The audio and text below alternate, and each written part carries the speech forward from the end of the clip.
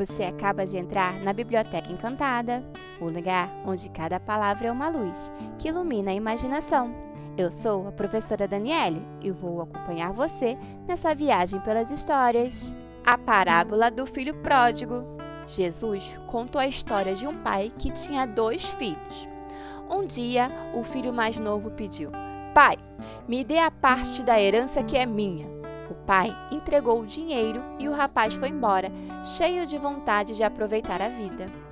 Ele gastou tudo em festas, coisas caras e amigos que só estavam por perto quando tinha dinheiro. Justo quando o dinheiro acabou, veio uma grande fome na província que ele estava e começou a passar necessidade. Sem dinheiro e sozinho, o jovem ficou com fome e sem ter onde morar. Precisou trabalhar cuidando de porcos e, de tanta fome, até pensava em comer a comida deles.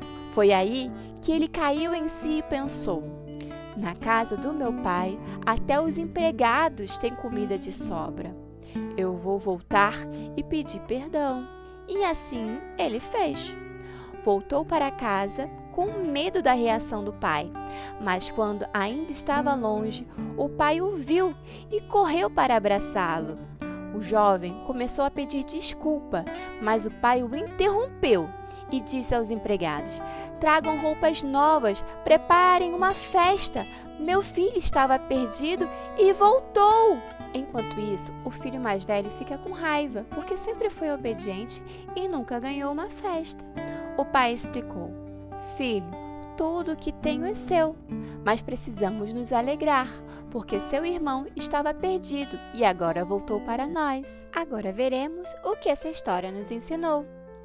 Essa parábola mostra que errar faz parte da vida, mas reconhecer o erro e pedir perdão é o que realmente importa. O Pai representa a Deus, que sempre está de braços abertos para nos receber de volta. Agora pense comigo.